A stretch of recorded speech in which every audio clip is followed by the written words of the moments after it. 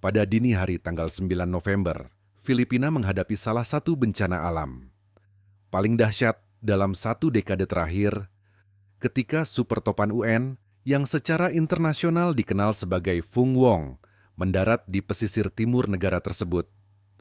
Badai ini datang dengan kekuatan luar biasa, membawa angin berkelanjutan sekitar 185 km per jam, serta hembusan angin ekstrim hingga 230 km per jam, menciptakan kondisi yang sangat berbahaya bagi wilayah-wilayah yang dilaluinya. Dari Samudra Pasifik, topan bergerak cepat menuju daratan, memicu hujan lebat yang meluas di sebagian besar Pulau Luzon.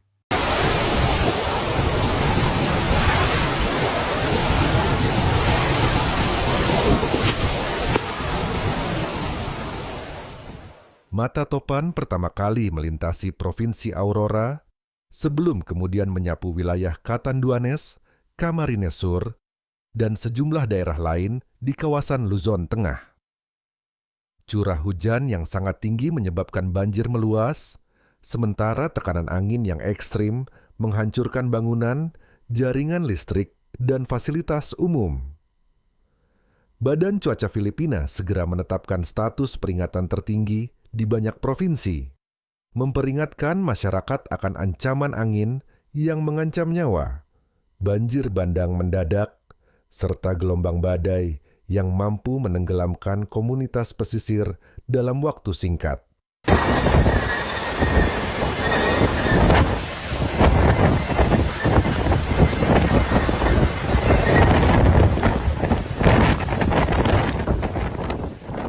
Menjelang kedatangan topan, pemerintah Filipina meluncurkan operasi evakuasi besar-besaran sebagai langkah pencegahan.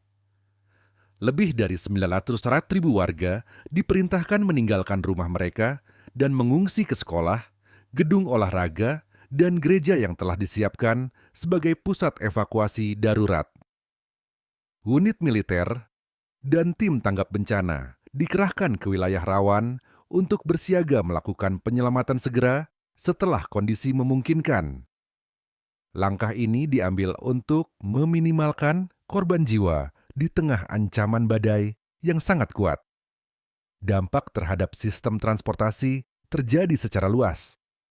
Ratusan penerbangan domestik dan internasional dibatalkan, sementara bandara-bandara di Luzon menghentikan seluruh aktivitas operasional.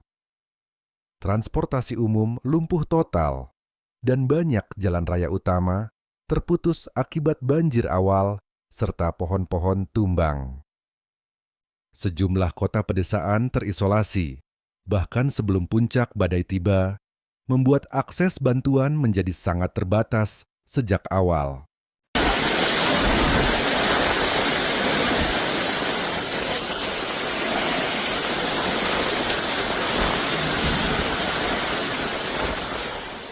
Ketika topan menghantam wilayah timur Filipina, laporan kerusakan mulai berdatangan dari berbagai daerah.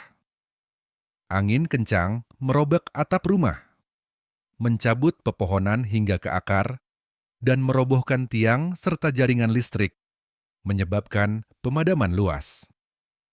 Di kawasan pesisir, gelombang besar menerjang daratan, menghancurkan perahu nelayan dan rumah-rumah kayu yang dibangun dekat laut. Air banjir dengan cepat naik, hingga setinggi pinggang, bahkan dada di beberapa wilayah permukiman. Di daerah pegunungan, hujan deras yang berlangsung tanpa henti, dikombinasikan dengan tanah yang telah jenuh air, memicu tanah longsor besar. Longsoran ini memutus akses jalan menuju komunitas terpencil, menjebak banyak warga tanpa listrik dan komunikasi. Penduduk setempat menggambarkan suara badai sebagai raungan terus-menerus, menyerupai kereta barang raksasa yang melaju tanpa henti melintasi desa-desa mereka.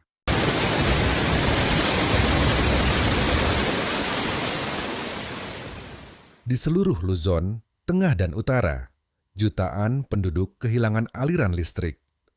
Pemadaman meluas dari wilayah Bicol hingga sebagian Isabela dan Cagayan. Kerusakan pada menara komunikasi memperparah situasi, menyulitkan pihak berwenang untuk menjangkau daerah-daerah terisolasi dan menilai tingkat kerusakan secara menyeluruh. Tim penyelamat menghadapi tantangan besar karena jalan-jalan tertutup puing dan genangan air, memaksa mereka menggunakan perahu dan kendaraan militer untuk menyalurkan bantuan darurat.